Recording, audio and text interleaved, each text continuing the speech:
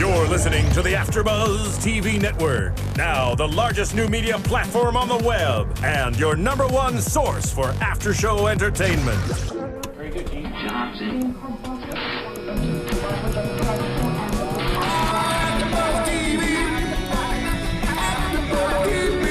From the AFTERBUZZ Studios in Los Angeles, California, presented by Maria Menounos and streaming live thanks to Akamai Technologies, this is AFTERBUZZ TV.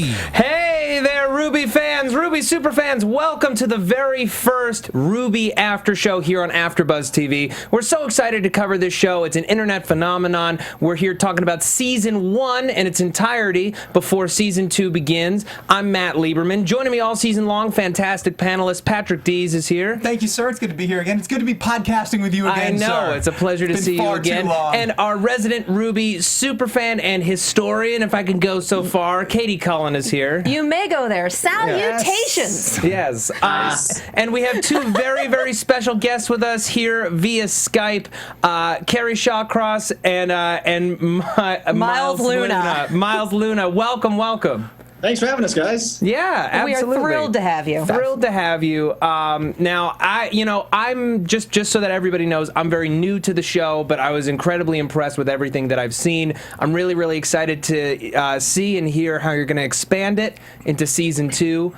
So we're going to talk about Season 1 in broad strokes and really get into these characters and the world. And then we're going to talk about Season 2. We're going to get into some fan tweets. And folks, if you're watching us live on AfterBuzzTV.com, feel free to hit us up on the chat roll on the website, or you can hit us up on Twitter. We'll give out our Twitter handles now. I think it's probably apropos. You can reach me at Matt Lieberman. That's MattLieberman. Yes, sir. You can find me at P to the D's. That's P to the DEES. And you can find me on Twitter and Tumblr at Kiaxet. That's KIAXET. Okay. And I am all over the chat roll, guys, too. So I'm on it. So he's on it. Yeah, where We'll pull him as we go. Be part of this show. Yeah. Yeah. Tag me on Tumblr and I will watch that feed.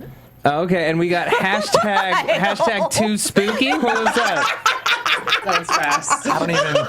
Seriously, we're starting that already. We're having fun. So joke. Yeah, okay. Kerry, Miles, can you tell us a little bit about how this show got started? Like, what was the first conversation you were involved with? How did it wind up getting from those conversations to the show that we know and love? I believe it started with you, Kieran. For me, it was, let's say 6 a.m. on a Monday morning while working on RWBY Season 10. I would stagger into the kitchen looking for caffeine, and I'd walk by Monty's desk, Monty Ohm, and he'd be like, "Hey, I'm working on something." And I'd be like, "That's cool." And I'd keep walking. And then next week he'd be like, "It's like this anime thing." I'm like, "That sounds really cool. We should do something like that." He's like, "Yeah." And then I gotta keep walking. And then next week he'd be like, "You want to help me with this?" I was like, "Yeah, absolutely, yes, I do. Let's do this." And it just kind of went from there. It was a lot of, "Hey, we're working long hours on visual effects for RVB. We need something creative to work on the side. So let's make this thing." We can swear, right? We can swear. And then that's when we started talking to you. Yeah. I remember my earliest memory of RWBY talks. I remember the war. My earliest RWBY memory is I was working when we were at our old office. I was upstairs by my lonesome working on Red vs. Blue Machinima while all the animators were down in our studio. And every now and then I'd walk down and I'd see Monty working on some crazy scythe thing. And I'm like, I don't know what the hell that's all about, but I'm digging it. And then one day we all wanted to go out and get lunch, and Monty and Kerry approached. And they're like, "Hey," we had our robes on, "Hey," a tome. Hey, we got and threw him in and drove off. Yeah. That sounds about right. Yeah. It was more like, "Hey, we're gonna go to Texas Landing Cattle and get some steak. You want to come?" And I was like, "Yeah!" And then they drop a steak in front of you, and as soon as you took a bite, it's like, "That's payment for working on this first season, pal. Listen, enjoy it." This is the blood pact. You've signed it. Yeah, you've signed it in cow's blood, delicious cow's blood. It was a bunch of Yeah, sure, cow's blood. It was like Little Red Riding Hood, fairy tale influence, team names, color names. There's a world and it's crazy. Did I mention Sniper Scythe? And I was like, whoa. I'm dealing with some red and blue space marines right now. Yeah, that sounds really, really cool. Get back to me on that. And they worked on developing some stuff. And then at the beginning, it was just a lot of like, here's an idea. Here's another idea. Yeah. Here's another idea that breaks the first two ideas. So, but that one's cooler. So let's do that instead. Yeah. It's just a lot of just like, what do we like? What do we think is the coolest? Like all of us will just keep throwing in ideas. Like, what if we go this way with it? What if we go that way with it? And eventually, the three of us all decided on a few set rules and characters and story ideas that we wanted to stick to. And then at one point, we all kind of decided, okay, Monty's working on like action and like the design and the look of the show, and he kind of had us go off and start writing the first episode. Yeah. And the idea was he was going to show Matt and Bernie, the owners and founders of Rooster Teeth, he was going to show them the first trailer that he made, and then we were going to back it up with the script, and essentially we were just going to go, right? And apparently that strategy worked out pretty well for everyone involved. Yeah. So getting into sort of the scripting of this first season, we spend a lot of time getting to know our main characters, forming Team RWBY, getting over some initial stumbling blocks in terms of getting to know each other, and then sort of getting into, or just barely peeling back the mythology of the Faunus and the White Fang. Now, one of the tweets that I got, and let me see who sent it to me. Was about the relationship between hunters and huntresses and the police, and I'm just kind of wondering. Yeah, they're using dust. They have auras. They have these weapons to help kind of fight crime and to stop people from doing bad things. What is their legally, what jurisdiction do they have? Do they have a jurisdiction, or does everyone just accept that they just can? Well, Cop Joel and Cop Bernie are kind of stunningly useless in this. I know. Well, they work very subtly. Okay? Yeah. Maybe to the untrained eye, what appears to be shenanigans and buffoonery, actually very serious buffoonery. Yeah, and I want to give that the credit for that tweet to at Glenjamin Esquire, Glenn Caulfield. I like it. All right. Yeah. Not to give away too much, we are going to one of the things that we're going to do with Volume 2 is answer a bunch of the questions that we didn't have time to answer in the first volume, and start developing more on the world and how it works and all these things. So we actually are going to get a little bit into that this season, and I don't think we should give away too much. But too much. Answers are coming. Give us an AfterBuzz exclusive. Yeah, just give us an AfterBuzz exclusive. They work together on some things. Yeah, I mean, I think it's they're definitely respected probably a little bit more than the police force. Exactly. Yeah. I mean, like, huntsmen and huntresses have a little more weight to carry around with that title. Right. I mean, they come in on the important things. Yeah. Right. So would you say that they're effectively elemental SWAT team, perhaps? This sounds like a great band name. Yeah. So yes. That's my Nine Inch Nails cover band. Right? I'd watch a double bill of Nerf Herder and elemental SWAT team. Yes. 100%. Yeah. First in line. Cool. VIP tickets, front of the pit. Oh, yeah. Yeah. Let's talk about Team RWBY a little bit. Like, where did you come up with the conception of these characters? What kind of voices did you want in the mix? And since obviously late in the season we learned that Blake is a Faunus, was that something that you had always intended to put in there to make sure that you have a connection to that side of things, or did that come later? It's funny how basic everything really started. Right. The very initial, like the very, very first thing that ever happened was this is how he tells us, is Monty woke up in the middle of the night one night, and nobody in the room just said RWBY, and then wrote it down, and then fell back asleep. That's how he tells it. This Yeah, is how okay. the legend. That's how that happened. He just Sure. wrote RWBY, and then we went back to sleep, and then he woke up the next morning and was like, RWBY, okay. And then like that was kind of like what started with that whole, thing I was talking about with him, where he would just be like, okay, RWBY, I think it's going to be, red, white, black, yellow. Yeah, it was very early on. It was the colors were really important, the look of the show. Right. Red, white, black, and yellow all complement each other really, really well. Sure. And that was something that he wanted to stick to in terms of just like an artistic direction. Right. I think the very super basic first talks of the 4 girls was Little Red Riding Hood. She's a sweetheart. She's kind of wild, little wolfy. We have a pretty princess kind of girl, a ninja girl with cat ears, and like a badass Goldilocks. And that was like the initial pitch that he gave to us. He was like, these are our characters. Yeah. And then again, it was just, and then all of us going, okay, no, this is a cool start. Where do we go with this? They seemed like they would both get along and comically not get along. Okay. Yeah. I can see this. And then from that was kind of the building blocks for everything else. We were like, okay, so we got to go with cat ears. Okay, well, how do we explain that? Do we want to go in a world where we just don't explain it and whatever? Or do we want to try and give some more meaning behind it? And then that became this whole faunus white fang thing. Yeah. And then, we had, Weiss, just her design, she looked really, formal and stuff. Okay, well, do we want to make her, is she royalty? Is she a princess? Maybe not a princess. What about an heiress, though? And that's just kind of like based off of. It's like, what's another way we can make her important without making her royalty? Design kind of led development, if it will. Just like the colors led to the designs, led to the character personalities. All right. Do either of you guys have any season 1 centric questions? I can keep going. I'm really curious to see. Please, you go ahead. Absolutely. All right. Mine are all very specific and potentially spoilery. So you first.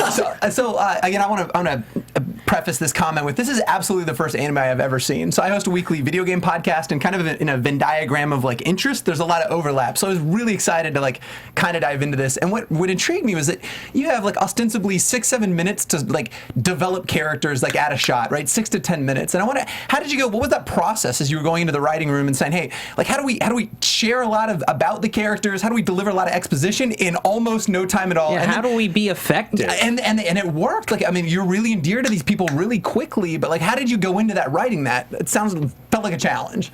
Here's how we went into that. Yeah. Okay. Carrie? Yeah, Miles? How the fuck are we going to do this?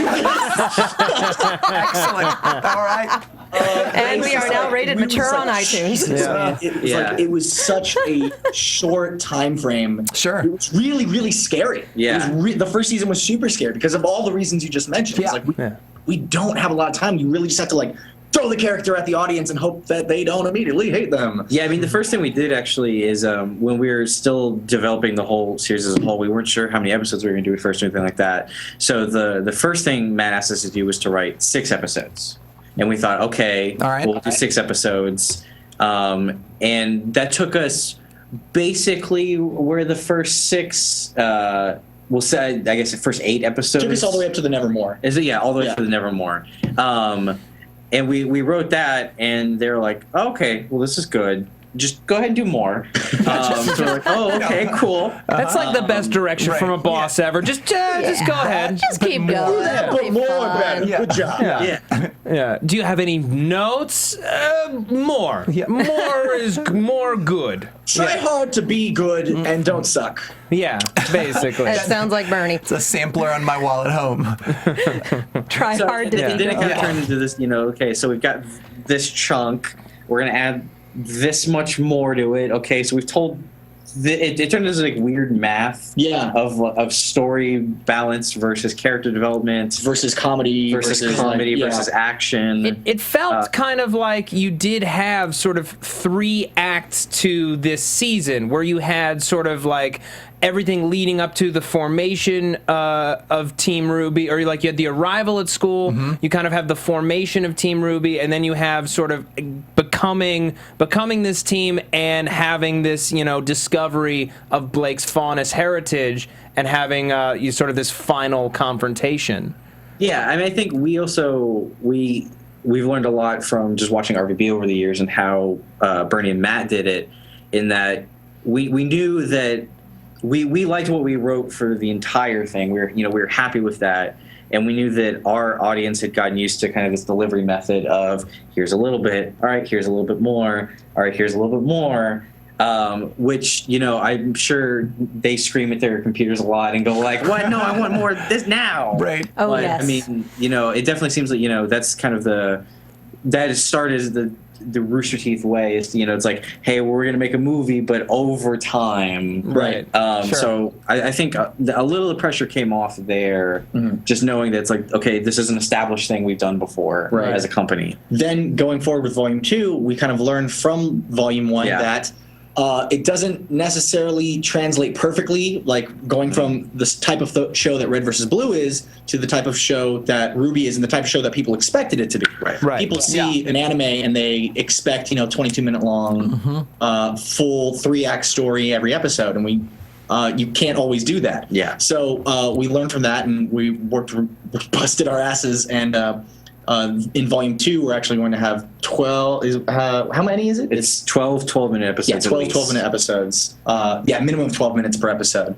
So we really, really, really fought to extend the length of every episode to try and get even more character and story and world building stuff into every episode. Well, because it's incredibly hard because you've got character, you've got world building, and then you've also got a commitment to having kick-ass action. So how do you fit it all into 6?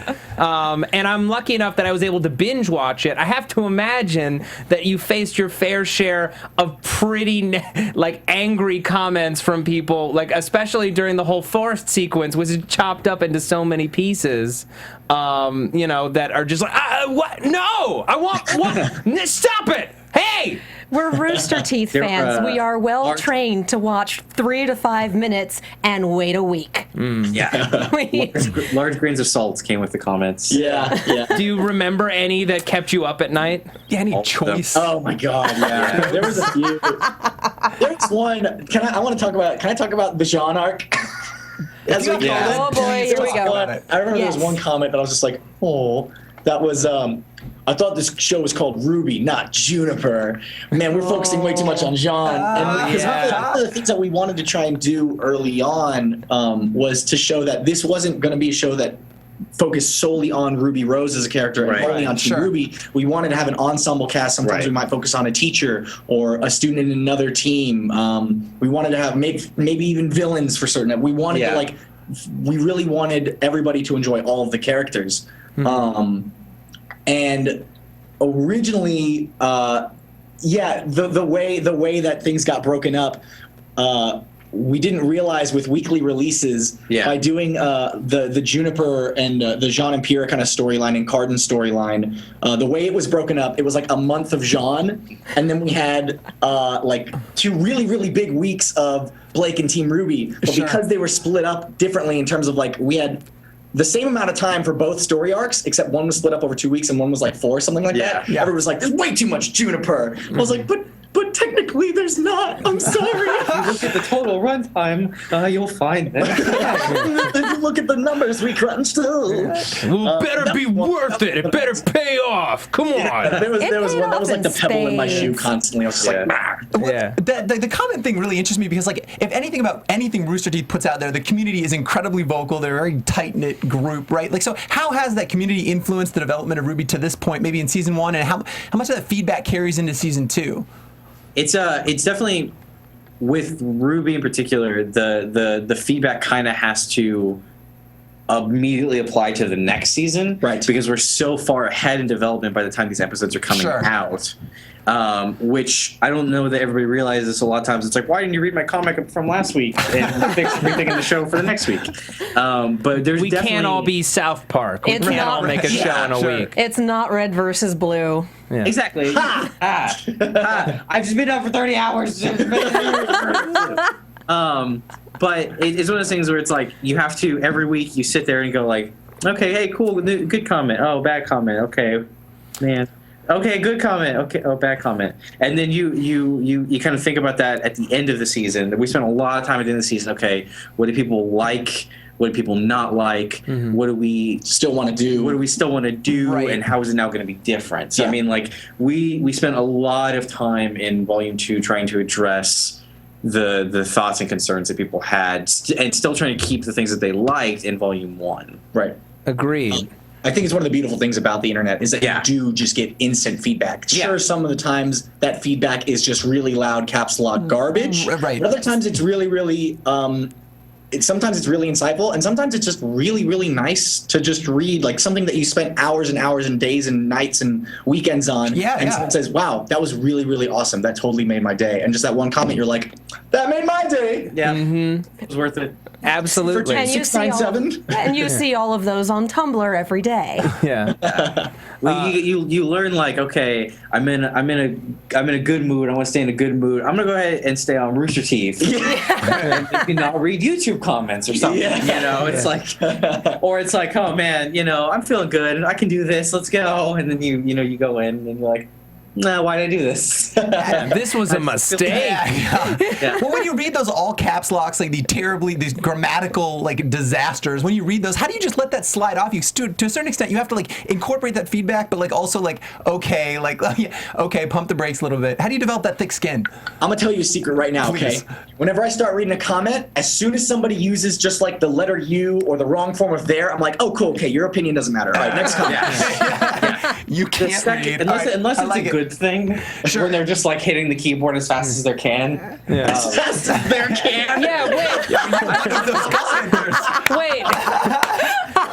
Miles, Kerry, what if he was saying just letter U are great, and you stopped at the letter U and you didn't get to read the are great? Their opinion doesn't matter. It's the rule. It's just statistics. So, do you ever do the Shannon McCormick Tumblr freakout voice?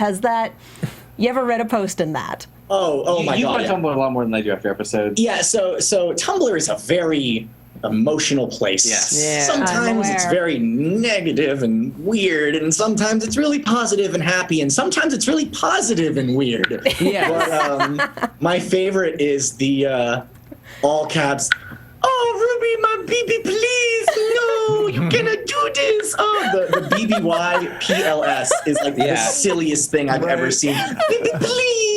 I think that's my favorite like dumb Tumblr thing that I've ever seen. I love it so much. I want to read another fan tweet from Lupita Martinez at Bubbly Bunny. She writes, "What are some things you would have changed in Volume 1 if you had the chance?" That's a good question. If we had the time and ability to do it, getting rid of the shadow people would have been cool. Yeah. All right. Spot the main character. Yeah. It was just something. It's just a production thing. It's just like, hey, we don't have the time to make a whole bunch of random characters, so we looked, and it's because we looked at animes like Soul Eater, which will have just like a gradient background. Like they don't draw every background character. A lot of times, it's just like blank people silhouettes. But we just learned from Volume 1 that doesn't carry over as well into a 3D anime trying to look like a 2D anime. Especially when we have this super colorful environment. Yeah, exactly. Real quick, you guys, can you mute the AfterBuzz stream, please? Mute the AfterBuzz live chat on your end because we're getting like little pops when people bring stuff up. We can still hear you, I promise. Yes. See here. And we love the chat. Bum bum ba bum doo doo bum bum bum da da. Is you doing filler music, Stephen Lemieux, pretty much engineer? Was that The Price is Right? It was. That was The Price is Maybe. Yeah. The Price is Maybe. Okay. Now, how much has changed production-wise between seasons 1 and 2, or volumes 1 and 2 of RWBY? This comes from Rubeastly at Rubeastly on Twitter. Do you have a larger budget? Do you have a larger staff? Did you have more time, perhaps, or less time? We have about the same amount of time. We started a little bit earlier. We're doing more, and we're actually doing it with fewer people. It's basically been okay, what worked? It's the same attitude that we took to the script is, okay, what worked? Okay, let's just like keep refining this production and just keep making it better. Honestly, the day-to-day hasn't changed too much. It's just a lot of, people nose to the grindstone working. Yeah. And, every once in a while we'll go and review stuff, and, it's a production. Yeah. Okay. All right. In terms of your sense of humor, the sense of humor on the show, I think, is very well defined, and I'm very curious as to what what anime you pull from in terms of injecting it and the way that you inject it. I feel like there's a lot of visual tropes that come right out of different anime, and also maybe just other comedic influences that you guys have. There's definitely there's a straight up reference to Samurai Champloo in there. Oh yeah. Oh yeah. Which one? Which part are you talking about? Overall, like, it's not. I don't think it's a thing where it's like we're watching something. It's like, oh, let's do something like that. I think it's just a lot of our. I watch a lot of anime, and my mom watches a good bit too. It's just a lot of like. I think it's just comedic timing kind of comes from that. Yeah. More than anything else. Honestly, too, essentially the rule that we established, not like a rule, but something that we just kind of learned, is the writing process for the two of us is essentially we're at one of our apartments. One of us has a laptop. The other one's like either walking around with a sword or something, or just like rolling on the ground. Sure. That sounds about right. Yeah. And essentially, if we say something dumb but it makes both of us laugh, we're like, all right, let's go in. Yeah. We definitely had. I'm really excited. We really goofed up Ruby a little more this season. Ruby's a little bit more of a young goofball. And she was pretty silly in the first season. Yeah. Here's a rule of thumb: is we have. We usually write when we're writing, we do about 2 episodes a week. Yeah. So we'll start the day off a lot of times with reading everything we wrote the day before. And our rule is if it makes us laugh, we keep it in. If it doesn't, then we probably fix it. Yeah. Right. What level of notes process do you deal with, both from Bernie and the team at Rooster Teeth and from Monty? Because I feel like he's handling more the visual side and the action side, or at least that's kind of what I'm hearing. How does that collaboration work? It's interesting. Yeah. The first season, the first volume, I remember getting a lot more notes and suggestions from Matt and Bernie because they weren't. This was like nothing that Rooster Teeth had ever done before, and I think they had a little bit of absolutely understandable hesitation when it came to certain things. Like, you were two guys that had never really written a brand new show before, and it's going to be like the next big thing. I'd be kind of worried if I was on the other end of that deal. They're not super familiar with anime and the type of show that we were going for. But after they saw that it worked, they were like, "Oh, cool! You kids just keep doing this thing." Yeah, I'd say. I mean, are definitely the biggest, especially for Matt and Bernie. I feel like the round of notes we get is at the very beginning when we say, okay, here's the outline for the season. Yeah, it's like they help us a lot in crafting what the flow of the season is going to be, and what content is going, what episodes. Does this episode feel too light? Does this episode feel too heavy? Have we distributed the fights evenly? Like that kind of stuff. Really good at pacing. Yeah. So I mean, so basically, once we get to that point, we sign off. We're like, okay, this is what we're going to do, and then we kind of go off. We'll get some notes from them, but yeah, definitely went. There weren't as many this year at that point of it. And then with Monty, it's he's the one we the three of us work together to kind of get the story of the season. Like what's going to happen? It's like this is going to happen this year. This is going to happen this year. This is going to happen this year. Monty will say I really want X and Y. Yeah. That would be cool if we had that happen. In the story this season. So then we'll go off for like a week and be like, okay, here's what we think it is, and then he'll go, this is good, but I want to add this, and I don't like this anymore. We're like, okay, and then we like rearrange some stuff, and like, and he's like, yeah, and then we basically just start writing, and every week we'll just send him the drafts, and he'll read them and go like, oh, this joke's really funny. Maybe we should do something like this now, and then we'll incorporate that down the line, kind of thing. So it's just definitely like continuously moving process. Yeah. Sure. So how many years in advance do you have this plan? Do you have the idea for the entire storyline, or is it years? Do you know where you're going with the whole series? That's actually a good question. We actually do have from like before we even started writing the first episode, we wanted to plot out like where we wanted this thing to go. And obviously it's open to change and adaptation as we go along. It's like you said, it's a constantly changing beast. But yeah, no joke, we have like years of story kind of planned up. And we definitely have ideas for where the volumes are going to take us. Yeah, it's important to us to have this pacing not only through the season, but throughout the entire series. So it's more than anything else, just something. It's like, hey, want it to be here later. So like, let's strive toward that. Yeah. One of the shows that your series reminds me of, and this is 100% a compliment, is obviously it's going to draw comparisons to Avatar: The Last Airbender and The Legend of Korra. And what I really appreciate about those shows are that they matured with their audience, the same way that, say, the Harry Potter series matured with its audience. Yeah. Is that kind of very much on the forefront of your mind in developing these years of story? Is it going to get darker, or does it have a relatively similar tone throughout? I'd say that, the show will mature along with the audience, and also just that's kind of that's the 3-act structure. As the story goes on, things become more precarious, the stakes get higher, everything becomes more and more dangerous. High risk, high reward kind of stuff. That's kind of just the nature of storytelling. So as the years go on, things will get dicey. They're dicey already. Well, I'm curious to see you guys, so during the writing process, I mean, you guys are 2 guys. How is it, and you're writing for largely a female cast, has it been a challenge to write, empowered, strong women? And because I feel like it's resonated with both genders. I'm just curious to see what your experience has been as guys writing for women.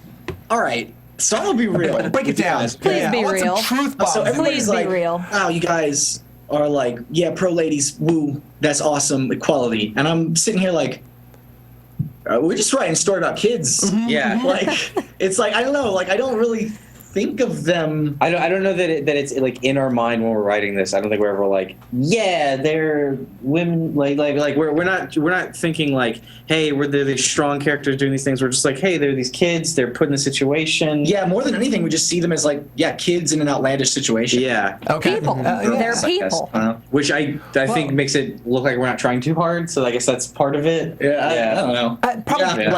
There definitely was no agenda. Yeah. Sure. Sorry, ladies, we weren't intentionally looking out for you. We just kind of thought these 4 girls. But you've managed to accomplish it anyway, and do we ever appreciate it? Yeah, I feel like you nailed it. I think you guys avoided maybe that's just too that you're writing kids, but you avoided what I would relate to be a typical anime trope of just over sexualization of the lady characters. I felt like they were empowered and effeminate, but again, not over sexualized in any way. So I feel like not only they resonate, but you dodged that bullet, if you will. Thanks. Yeah. And I mean, and that's not to say that one thing that does I'd agree that there's some shows that definitely over sexualize female characters, but that's also not to say that a character can't be sexy. I don't think anybody's going to disagree that's Yang's a sexy character. Yang is very cleavage. It's not lost. It's okay to be anyone. sexy. Glinda Goodwich. Yep. Glinda Goodwich. Yep. Yeah. Dude, Glinda Goodwich got a different kind of sexy going on. Yeah, she does. Yeah. She knows how to rock it. She know what she do. Well, and it's Kathleen behind the mic for that one. So. I'm gonna ask another Twitter question that hopefully you can answer for us. It's a season 1 into season 2 question from Daniel Stewart at Cumneth. How much time passed during Volume 1, and how much time has passed between Volume 1 and Volume 2? Is there any kind of break between them, or are we picking up right where we left off? I feel like people are going to know. Essentially, we have the first volume takes place during the first semester of school. Yeah, and it's been I think it's been week, month. It's the start. The volume 2 kicks off the second semester. Yeah, I think we throw dates in there somewhere. Yeah, I think the first episode has it's been weeks and something or another. There's a line. Yeah, it's been about the in between of a semester. Yeah, actually. Yeah, okay. They went on vacation for a little bit, maybe. I don't know. Also 2 years. Also 2 years. Okay, is this One Piece? My own questions. Oh yeah, go for it. I just kind of want to drop a few plot elements here that we've seen earlier in the season. Just know we will not answer spoilery questions. I know. And this is also for the viewers. I want to bring a few things up. Ozpin pointed out the color of Ruby's eyes. One of the first things he said on meeting her, you have silver eyes. This is a world based on color. We don't know who Yang was looking for in her trailer. We don't know who that gravestone was. And we have very little backstory for Pyrrha, Nora, Ren. Are you planning on addressing any of this in the upcoming season? Is this part of a longer game that we'll need to wait for? little bit of column A, a little bit of column B. Yeah. All right. Because I feel like there's a lot of stuff. So some of it we maybe will see in Volume 2. Some of it, maybe are just smaller details or things that may get addressed later on. Well, the trailer Absolutely. did hint at Kira's story a little. We're big fans of setting up stuff and doing kind of like longer plays, which I know a lot of people hate, but I feel like it just pays off a lot more. It's a lot of it too is just like, hey, let's sprinkle this in here, and we'll come back to it later. Maybe we won't, but we probably will because we want to. Yeah. Well, and we saw that is in one of the season hardest 1. thing is having to say, we can't tell that particular story just yet, but maybe next volume. I think I feel comfortable saying this. All of the things that you brought up, they're there for a reason. All right. Yeah, it doesn't seem to right. be an ounce of fat on any episode, so I'm sure they are. That's all on us. All on us. Well, so guys, break it down for me. Like, one of my favorite things about it, to Matt's point, was the fights. Like, man, I thought the fights were just pure badassery. So break down, like, how does that fight choreography come about? How do you design those fights? How much of that's like mocapped versus animated? I'm interested to hear how they came about because I thought it was really strong throughout the entire season. Dude, save that for Monty next week. All right. You gotta pay it forward, man. It goes to Mr. Monty for a lot of those fights. There was a few moments in Volume 1, like where Kerry and I would kind of come up with like the basic blueprint. Literally, we drew out a really goofy, like blueprint-looking plan on how the teams fought the monsters in the forest in Volume 1. And essentially, Monty was like, "I like this, this, and this, and I'm gonna change it and add a little bit of this." And also, they're over here now. Yeah. And then he was like, "Good job. I'm gonna go play with these things now." Yeah. And then he made something. Thank you for these toys. amazing. Thank you for these toys. I'm going to go play with them. Just to cover like our part of it, it's basically we will, we're writing the script and we're okay, a fight's going here. We'll kind of give them like an in point that's like, all right, you've got these characters, they're in this setting, and then we'll give them an out point. It's like, okay, these characters feel this way at the end. This person won. Go. And he goes. Yeah, he does. Absolutely. This is just kind of a fun question from @Spoofopolis. Will we ever get a video with all of Shane's takes of "That's a Big Ursa"? I hope so. Oh my God, we have it. We actually. I mean, it's in the intro. I don't think it's a big deal. We're recording some efforts for Shane's character Russell, and oh boy, I haven't heard all of those. that was fantastic. I haven't heard those yet. I've been in Red vs. Blue Land. Oh yeah. Oh my God. I love Shane Newfield. Shane is incredible. He's like one of the funniest, quietest people you'll ever meet in your entire life. And you never know just by meeting him. Yeah, and we're already working on the hidden Easter egg videos for this year. So. Oh, fantastic! Sponsor cuts from the DVD. Oh, that'll be fun. Oh, so there will be a DVD of Volume 1 or Volume 2? Oh yeah, absolutely. Yeah. Okay. DVD Blu-ray just like last year. Yeah. In stores or something at some point in time. That's a plug. Fantastic. I like it. I'm gonna ask another fan question. Hannah at Hey Impecky asks, "What is your favorite character to write for? Do you have a favorite character to write for?" Oh man, this is I think my favorite problem to have. Yeah. Is when we were coming up with a lot of the characters and their personalities, we'd be writing for Yang for a while, and we'd both just be like, "Dude, Yang is the best." And then we'd write for Ren and Nor for a little while, and we're like, "These two are just top." Yeah. And it's nice not being. It's like it's such a mom and dad answer, but it's so hard to pick a favorite out really of all is. of our little Yeah. ladies. Sure. God, man, I think the easiest, personally, for me to write for is Jaune, just because Jaune is in essence just like a heightened version of my middle school self. Sure. So I just kind of like. Did you cheat your way into middle school? Did you lie to get into middle school? Yes, I actually lied to get in here. I was wondering where you're going with this. I have no idea what Red versus Blue is. Who are you? I'm you. Well, for not having any idea, you certainly write it well. Yeah. So answer and just say Ruby. I think this year, just because it's really fun. Ruby was super fun to write this year. Oh, great. She's just a goofball this volume. Wonderful. So, flip side of that, what's been really difficult to write? Is there a character where it's difficult to get into that headspace? Has there been a scene or an arc where you just keep throwing it down on the desk and going, "What do I do with this?" I think for me, it would either be Weiss or Blake. Yeah. Yeah, Weiss or Blake, especially in Volume 1, had some of the more dramatic scenes, and it's really hard. It was really hard finding Blake's voice, because at first we wanted her to be very apathetic and disinterested in a lot of things.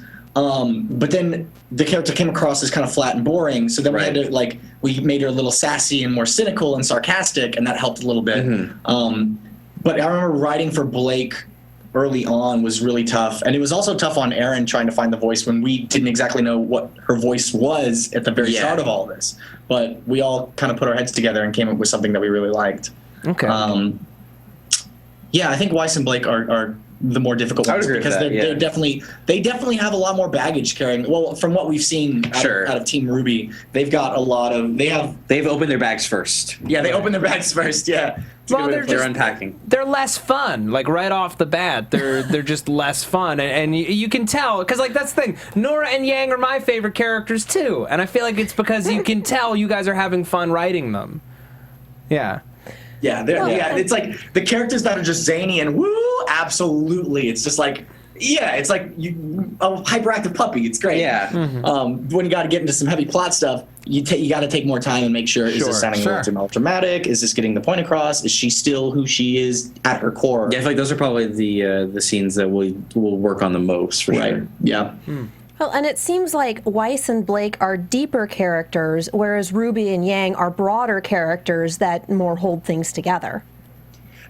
In Volume 1, that is kind of how we set them up. But one thing that I think is fun to do is introduce a character that you think you understand, or that character trope, and then to break it. Yeah. Not to keep tooting the Jaune horn. But no, that was one thing that was really fun to do with Jaune, was showing, we have the lovable idiot guy. And then a few episodes in, he's aware that he's the lovable idiot, and he hates being the lovable idiot. Same thing with Yang. She's a busty party girl. She's also a really, really loving and nurturing sister. We had these characters that you think you understand right off the bat, but then the more you get to know them, you realize, oh, shit. Yeah, I mean, I think to some extent, too, we also treated this as, real people. It's sometimes it takes a little bit longer for people to open up. Oh, who's home? Was that Barbara? His doors are opening everywhere, man.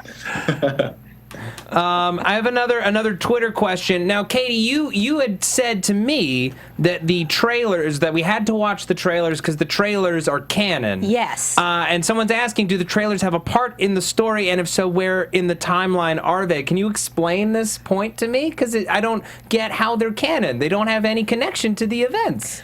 They absolutely are canon, and you will learn about them as the story unfolds. Laying the smackdown. Okay. Blake's trailer, the black trailer, explains the story behind Weiss's comment when she's yelling about how abused she is.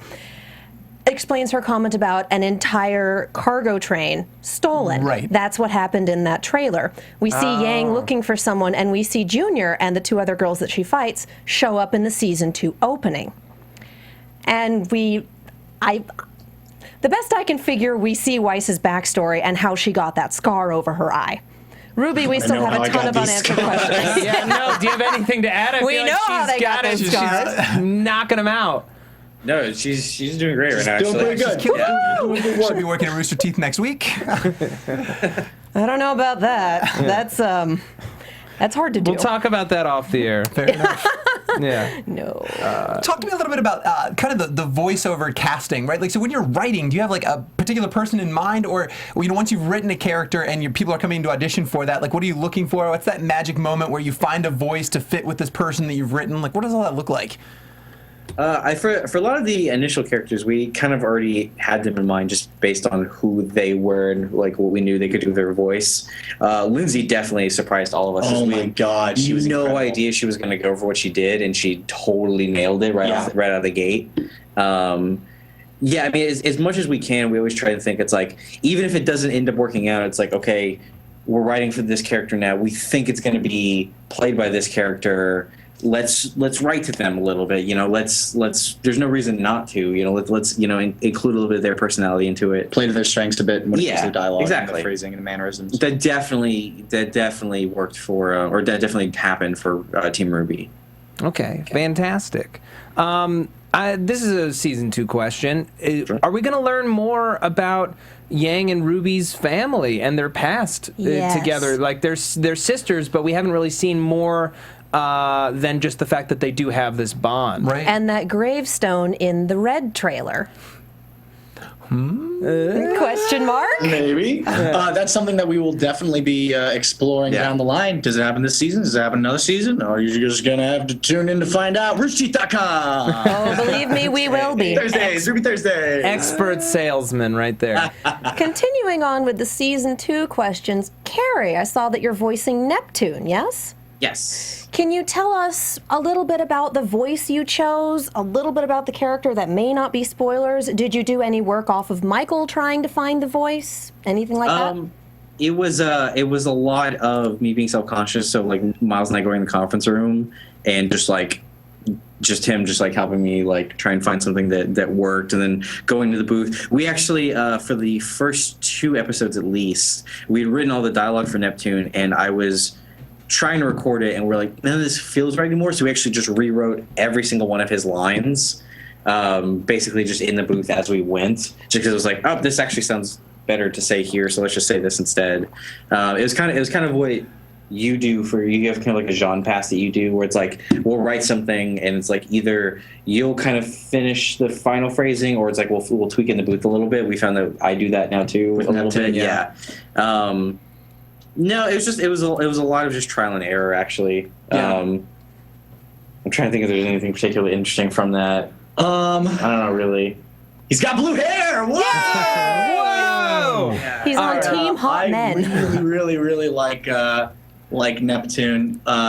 Even with the glimpses we'll get to see of him this season. And Michael and I hang out a lot too, so it worked out. All right. Fantastic. Now, unfortunately, we do only have a couple more minutes left, so I think we have time for maybe one more question. Okay. Yeah, Katie, Patrick, anything? I've got a question. Go ahead. But I feel Do you like like you're waffles? selfish. Come on, Patrick. Ridiculous inside joke question. It looks like Neptune has a gun. The gun that turns into a gun. And the chat is saying it looks awesome. It does. It looks amazing. Looks can be deceiving. Oh, good. I'm looking forward to it. My question quickly was around the weapons. It was one of my favorite things, the weapon design. Do you have any that you just threw out that was like pretty rad, some design that you were gonna use at some point that just didn't make the final cut that you just kind of wish was still around? There was a weapon that I can't remember if we came up with it. Huh. Is it spoilers? We came up with one for Volume 1 that we didn't get to see in Volume 1, but we might get to see in Volume 2, and I'm so excited. Fingers crossed. The beauty of this show, too, is especially because we know there's going to be, like, there's so many characters now, and there's going to be so many later. If we have an idea for something, it's like, oh, it doesn't really work for this character we're doing. All right, well, we'll just hold on to it. It's going to get used. Fantastic. Will we see Ozpin's weapon? There are so many theories around that cane. We'll see. Yeah. All right. I want to thank you both for joining us. It's been a real pleasure talking to you. Thanks, We're all so excited for the premiere of RWBY this Thursday. Thursday, what time? This Thursday, I'm hoping I get all these right. It's going to be 5 o'clock for our sponsors, and then 7 o'clock for everybody. We're going to have... that may or may not be the time going forward. We'll see, but definitely this Thursday, that's the time. Also, this weekend, you can see Aaron and Kara at San Diego Comic-Con. SDCC, as it is also sometimes referred to. Blake and Weiss, go see him. Okay. We actually have a 4th host who was not able to be with us today, Megan Salinas. She will be interviewing them at Comic-Con. Awesome. Yeah. Do you guys have Twitter handles you want to just shout out real quick before you get off the phone?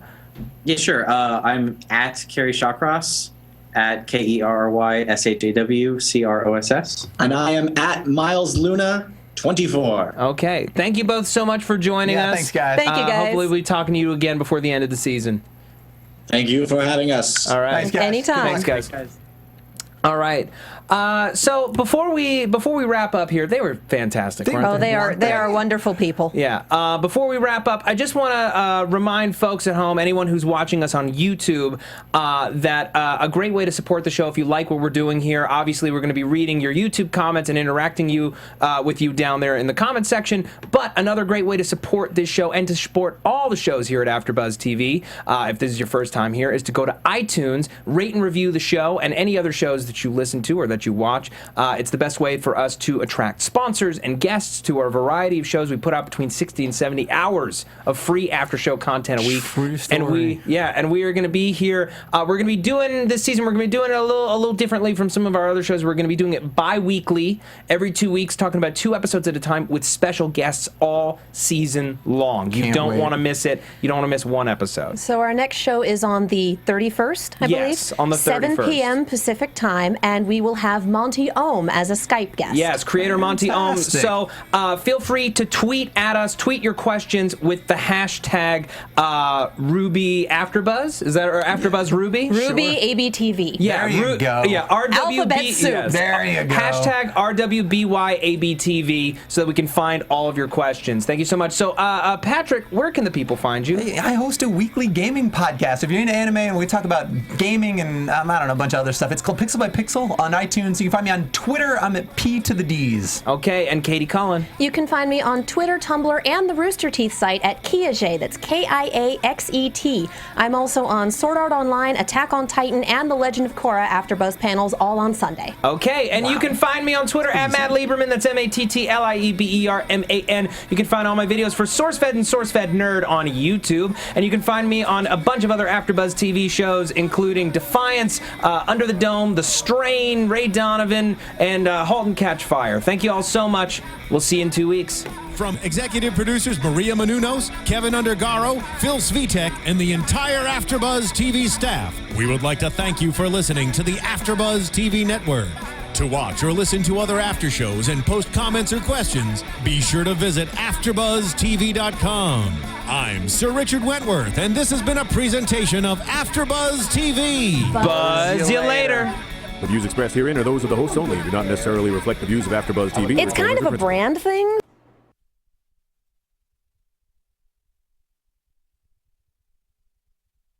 Thank you for watching AfterBuzz TV on YouTube. For more of your favorite after shows and interviews, subscribe to our channel here, and be sure to share your opinion on the episode in the comment section below here. We'd love to see what you guys are buzzing about. Thanks again. Buzz you later.